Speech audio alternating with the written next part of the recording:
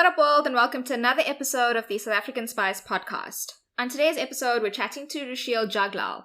Now, if you don't know him by that name, then you'll definitely know him for his role as Arsevan in the Keeping Up with the Kandasamys franchise.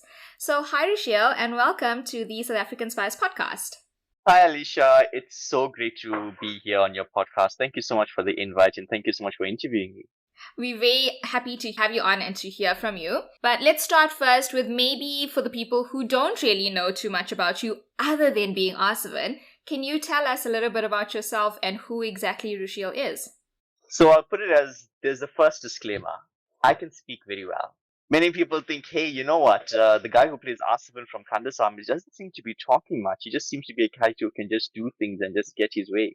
But I can also talk to and also sometimes use my speech to, get away with things too. Who knows? Mm-hmm. So I can speak very, very well. I'm not like my character Arsevan at all, who's not able to speak. I can speak well. So Rushil Juglall, as you know, is a great actor and is a wonderful story writer who uses ideas and imaginations to create beautiful stories to tell out there. I am someone who loves to see myself as maybe someone who is loving, outgoing, loves to socialize, loves to associate a lot at certain points. But at certain points, I also love to keep to myself as well because, being in the filming industry and going out and meeting so many people, what have you, you just have your days where you just have to have your own space too to get your own head space to be correct, Mm-hmm. So I love to see myself as someone who is just wonderful, humble, loves to be out there, loves to be adventurous and visiting places and going with people, with one of my best friends and, just being myself as who I am as a person. Well, that's good to know because I'm sure one of the misconceptions is that you in person actually don't speak. Well, people are hearing my voice. I'm hoping that they'll believe it is my voice. They'll know for sure. Well, that's really nice to know about you. So, what I'm understanding from that is that you're an ambivert. You can put it as mild as that. Yeah. Because sometimes I definitely have my balance checks and balances where you have to have a certain amount of way outside and then a certain amount inside. And, you need to keep that pace and keep that pace going, So balance is key. Yeah. Great. So, Rushil, I'm very interested to know if you have any information or knowledge about your own history or heritage and perhaps, what generation of South African Indian you are and how your ancestors made their way from India to South Africa. So I cannot specify which part of the 1800s or 1900s my ancestors actually came, but from what my grand auntie, who was none other than the lawyer of Nelson Mandela, by the way, the late Devikarini Priscilla Jana, my grand auntie, my grandfather's cousin, once said that our family side, my mother's side specifically, is from Varanasi, and Varanasi is the place where our own Prime Minister Narendra Modi's constituency is actually Varanasi, and there's many other, main ports of Varanasi which people go there for.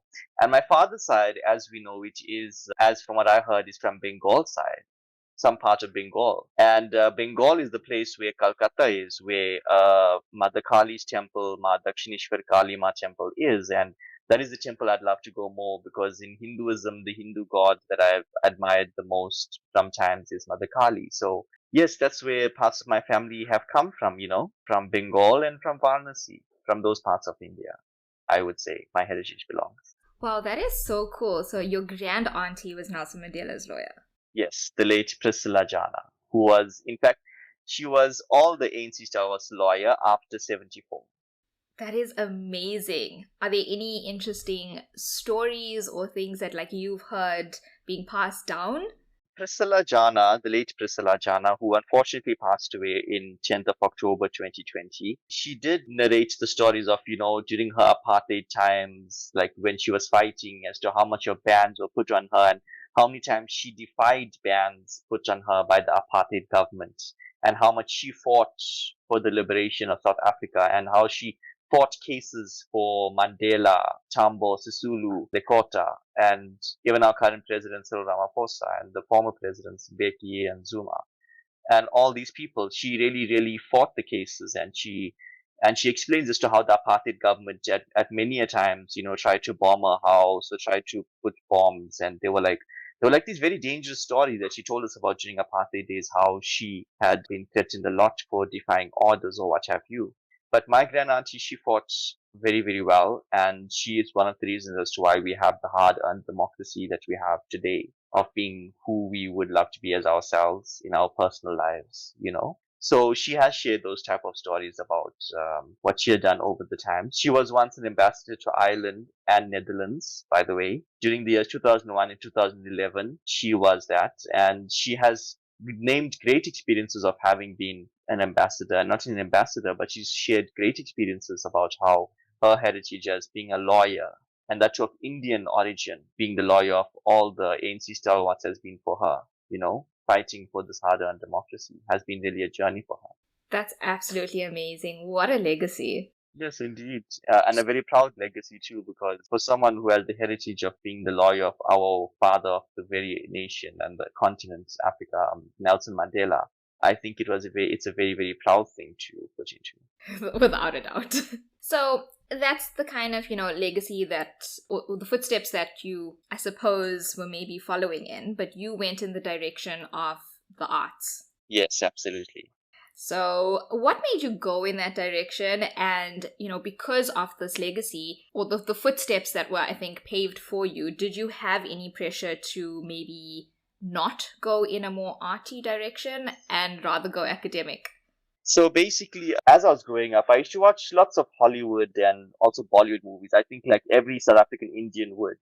You would see your days of the Kabhi Khushi Kabhi Gum, the Kuch Kuch Hota Hai, the Kal Ho Na Ho, the Kabhi Alvida Na Kehna. All these movies we used to remember, and some of the low budgeted movies too as well, such as Satya, such as Kuch Na Kaho, Kuch To Hai, and all these like Bollywood movies that we grew up watching, And I think any South African Indian would like enjoy them. But for me, it was just not about enjoying. It was about actually doing what they were doing in the movies as well, So having watched a lot of Hollywood movies and also a lot of Bollywood movies, just a combination of both, I ended up seeing that after the age of 13 specifically, I started realizing that acting is where I belong, Acting is where I really, really belong. This is where my journey is, being an actor and acting and portraying different characters and really telling a story to people and to really just using your talent as someone to just convey something to people out there, That's what I realized being an actor was all about. And after I turned 13, I said, this is where my path is going to be. Being an actor is where I be. Then by the time I started growing up and started getting so involved in movies, like I used to be dissecting movies one after the other. Their stories specifically I used to dissect. And then I started realizing that writing is, I have a very thick imagination. I can use my imagination and my ideas to create stories, not only within movies itself, but within my own type of space. Because I used to love writing stories for movies which I've seen and say, no, maybe the story should have worked here, or maybe the story should have worked there. So that passion of being a writer also came about through that of just dissecting, just getting into acting and really getting into the movies. That's where my passion for story writing came about. That's amazing. And I suppose that's not something that, anybody would just know about you because... Absolutely. And, you just added onto like acting and stuff. So when it all started off, of course, my parents were like, get a 9-to-5 job or what have you, the typical usual Indian parents, caliber of getting a job and what have you. But I chose no. I'm not going to do that because I have a passion and I have a talent and I need to showcase it and I need to use it to the best of my ability and get it out there. And so I chose acting. And then it just so happened that in the year 2016, when I just left college to do acting, there were these auditions going on for an agency called Stimela Republic. From what I was told at the time, I wasn't told that at the audition that they were looking for someone to play Arsevan in the Kandasamy movie. But it just so happened that they were looking at someone who could, actually play the character. And then that time Mishka saw me, and then from there Kandasamys came, and then everything is just history, My character was dubbed as a very small role with a huge impact to the audience, which I felt very, very wonderful about. So the rest is just history now. I mean, when you think back at the Kandasamy movies, I know my sister, for example, like the Arsevan character is her favorite. It's the reason she continued watching the series. But how do you feel about the actual impact that character has made throughout the series of the Kandasamys, and how has that impacted you? It would be hard to say how much of impact it had on the audience because, like, we have such a huge, vast audience, and what type of audience or impact it has is very, very difficult for us to say. But one thing I can say that the audience loved it and they loved the character, and that is something that I am very, very happy about because it goes to show that I have the talent to be an actor, just by playing a small role and having a huge impact just tells what kind of an impact I can have if I just get a main featured role in a movie. That goes to show my talent as an actor that I already have a talent that is very, very vast and, huge, which can be used to many things. So yes, Arsevan was a very good role. It was a very good character to play. And I suppose he will always be a part of your life. As a debut to acting, yeah, it will always be that way. And tell me a little bit about your childhood, like how you grew up and, maybe some things that like stand out to you, especially filming the Kandasamys because it was such a depiction of a typical Indian household. Growing up, I had lots of experiences of being who I am as an actor, like, going out, watching a lot of Bollywood movies, Hollywood movies, even taking part in school plays. I remember I used to take part in many school plays. Some of the memorial plays that I took part in, specifically religious in school, is specifically in religion as a Hindu. I was playing the Hindu god Hanuman and the Hindu god Shiva and the Hindu god Lakshmana. Those were some of my characters. Back in high school, I took part in a play about a person who is of Hindi origin that learns English. I also took part in Johnny Doe, and I took part in that type of school play.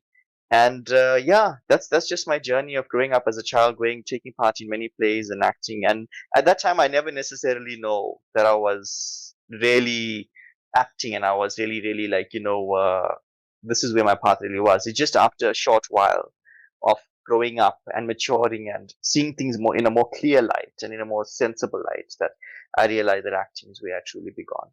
So those were just some of my experiences being a child. And some of my other experiences of being a child is, of course, listening to a lot of music and growing in my life through not only acting, writing, but also music as well. So, what does your playlist look like? My playlist looks like a combination of old and new. Like, what kind of old? Like, what year are we talking about? Namely the 70s, 80s, and 90s.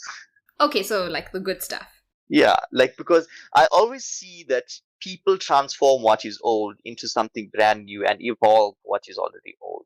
Mm-hmm. Like that's how it works. So that's why I have a combination of old and new, both put together. So that's what have my playlist look like. Some of my notable artists are Jagjit Singh and Chitra Singh. There's singers like Alka Yagnik, Kumar Shanu, Udit Narayan, Chandana Dixit, those type of artists. Some of the new ones would definitely include, of course, the one and only Shreya Ghoshal. There's Shan Mukherjee, and those type of Hindi artists are basically on my playlist. And in terms of English, I have a very, very big variety of artists, huge, huge variety. But I would say the 70s band ABBA is in my playlist. Your favorite? Are they one of your favorites? One of my favorites. Well, it's a classic, so. And tell me, in terms of, you being in this journey and from the time you been in this industry, what are some of the moments that stand out to you the most? It would be very, very hard for me to say because being in this film industry and having walked through so many journeys, one can say one has a lot to learn, not only about the filming industry, but lessons in life in general. You come across so many people and so many journeys, some good, some bad.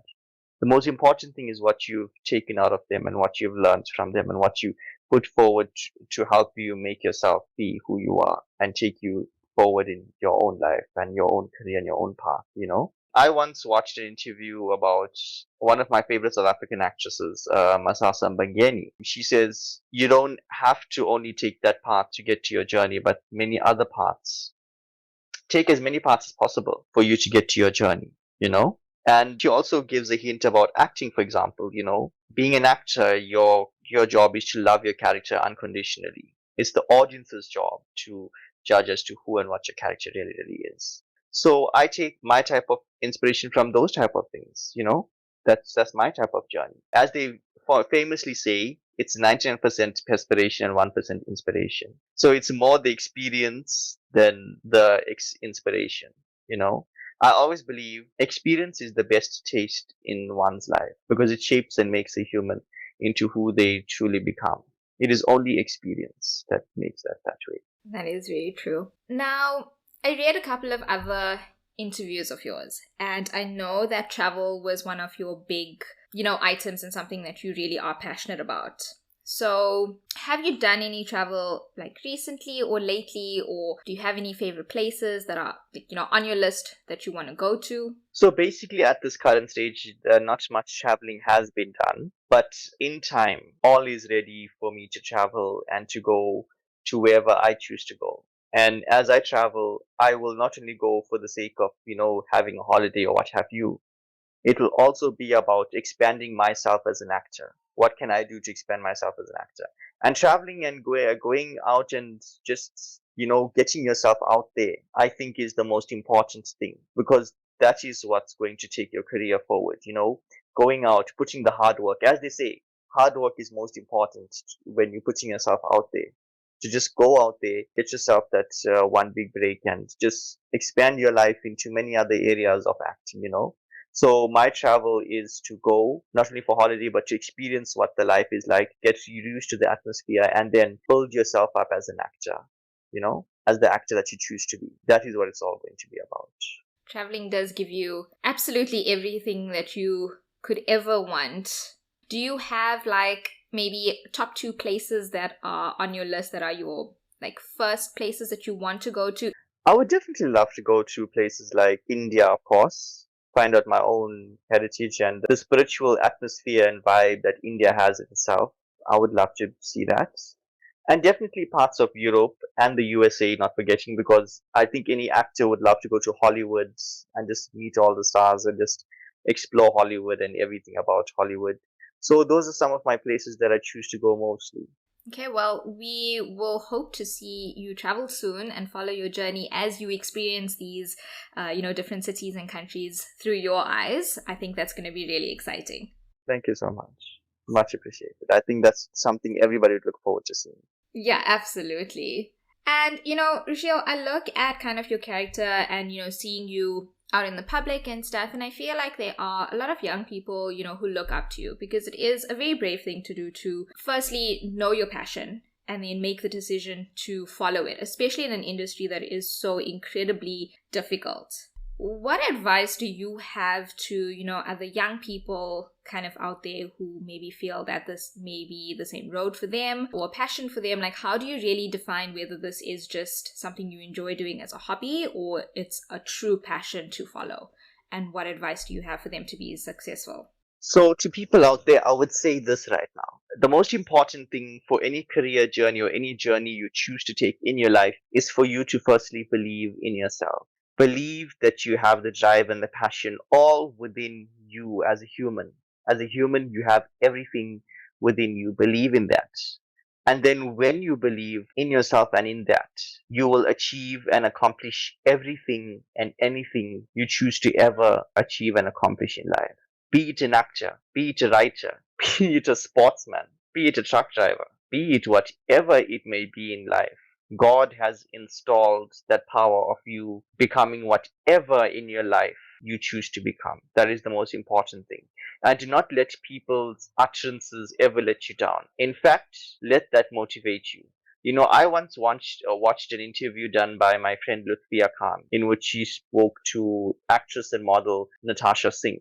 Natasha says that for her haters are the biggest motivators. The more they were hating on her, the more they were motivating her for her to become what she chose to become the most in her own life. That's what it was all about. And that's what it will always be about.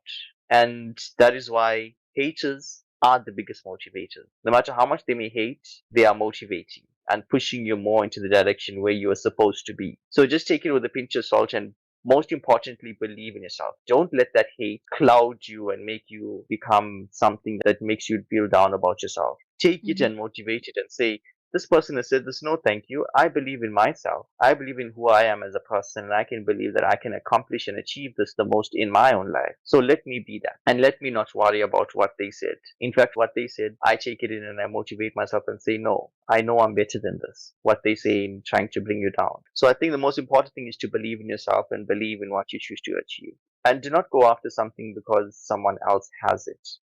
Because remember, it's not about what they have, it's about what you have as a person. And if you're going after something that is just specifically not yours, it's not going to work well for you. And in life, you're going to be seeing that you just wasted your life going after something that was just not simply for your fitting in so much of the sense, you know? Yeah, it's true. I think when you're authentic to yourself and you know yourself well enough to know where your strengths lie, where your passions lie and stuff like that, that's where you become more successful.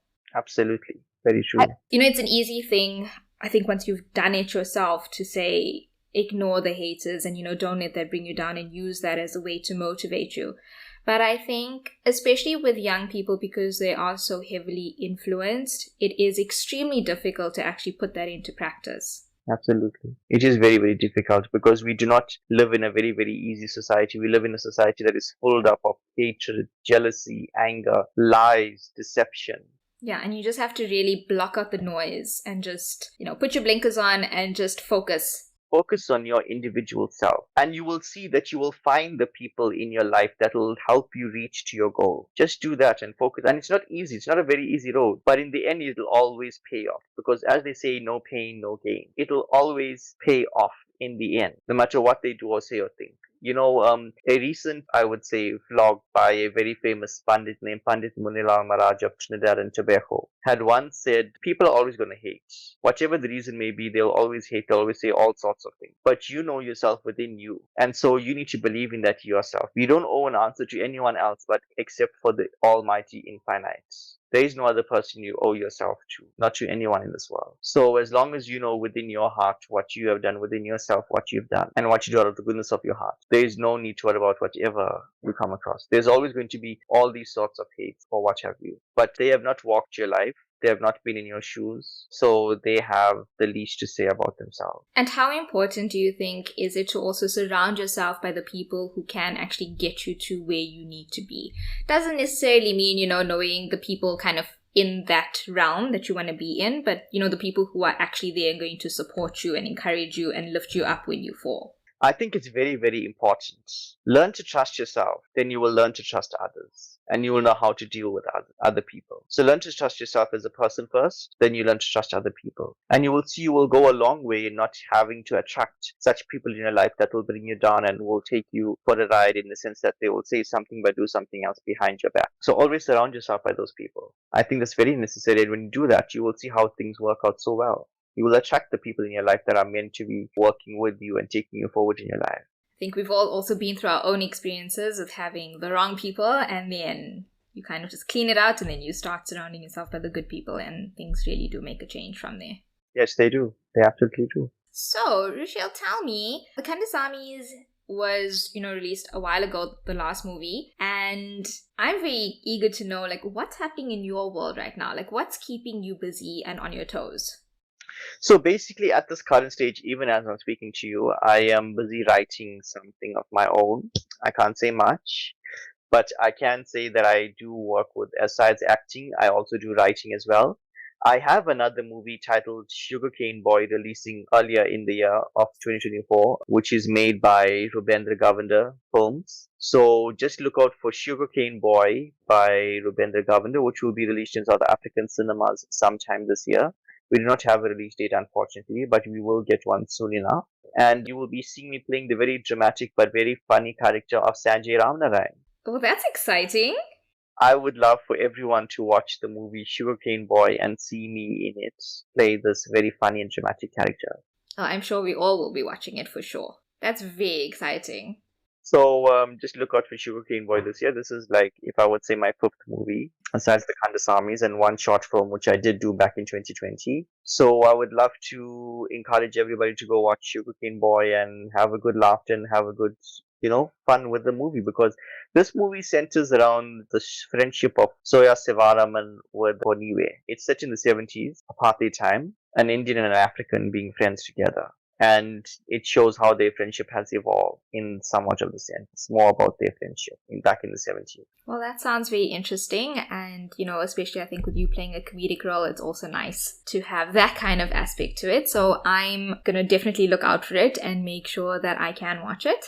And, we'll definitely make sure the audience knows when it's released too. And hopefully everybody gets to watch it as well. Absolutely. Everybody will definitely get to watch it. Thank you to everyone who has sent so much of love to me and to my acting. There's more to come, so just stay tuned. That's great. I'm excited about that. So, we learned that you are also a writer, right? And I think that's something people didn't really know about you. But is there anything else that you feel people would be surprised to learn about you? As hobbies, I love to analyze law. I love to read law. Okay, that's interesting. That's definitely something I wasn't expecting to hear. I guess I inherited this from my grand auntie because she was a lawyer as well. So Yeah. mysteriously, her genes may have just been passed down to me. So I learn a lot about law. I learn about the constitution, and I follow what happens sometimes in the news Mm-hmm. with specifically politics. So with that being said, I love to analyze in a hobby style. Just sit down, watch, analyze, and just read about law. That's so fascinating. Coming from a background of a grand aunt who's in lawyer, so I think mysteriously her genes may have just Yeah. somehow or the other passed down to me. But I'm also driven by myself to be defended from any people out there. So, as long as the rule of law is like being used and you know it well to know what is out there, then yes, because sometimes when you're in the business, you don't know when people may take advantage of the work that you have and just want to do whatever they would love to do. And have you sign things or do things that are just not legal. So just to keep yourself safe. I think it's important to know these aspects of things. Yeah, but I mean, I'm sure you're also learning about some really interesting legislations and stuff because it is fascinating. Yes, it is. And I also know laws from some other parts of the countries because so that when I go there, I get a full understanding of how the other countries as well work. Yeah, international law is something else on its own.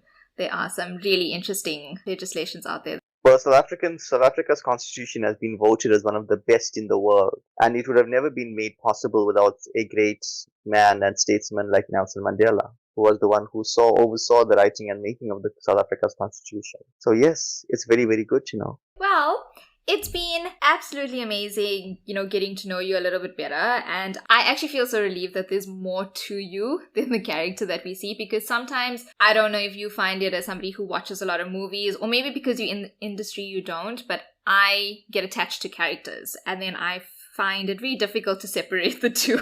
Absolutely. And that's the beauty of being an actor, not being able to separate your character from the actor. Yeah, so now this has been really nice to actually understand Rushil versus Arsevan, and I'm really happy that we did this. And I think, just to wrap it up, we just have one final question for you, and that is, Rushil, what kind of South African Indian are you? A proud one with a great heritage of someone who has been able to have an impact on people of every race, not only Indians, but of every race. South Africa is for everyone and anyone who lives in it. South Africa's first constitution clause is South Africa is for everyone and anyone who live in it, regardless of their race, religion, or gender. So I am happy to have been that person to have a great impact in people's lives because it's what makes or breaks a person out there. So I'm happy to have had that impact because we live in a world which is just now, as we speak, being filled up with wars and so many just devastation, destructive things, elements that are just destroying our world. It's good to know that we're able to create something that can be able to have an impact on people's lives and just make them feel better about themselves. Because we need to make us feel other people better. Through that, we can make ourselves feel better as well in somewhat of a sense. So it's good to have that type of impact. And it's good to be that type of South African Indian, to have that. Yeah, I With such a agree. proud heritage, with someone who's in the family who was Nelson Mandela's lawyer. Like I said, it's been great getting to, know you a bit better, and we're very excited to follow your journey, both, personally, professionally, and as you grow and develop in this industry, but also as you tick off your bucket list items. I know that you will be sharing that with your fans and the audience out there, so we're excited to continue following that. Well, thank you, Alicia. Thank you so much for the kind words, and thank you to all the fans out there and to everyone listening right now. Thank you so much for following my journey.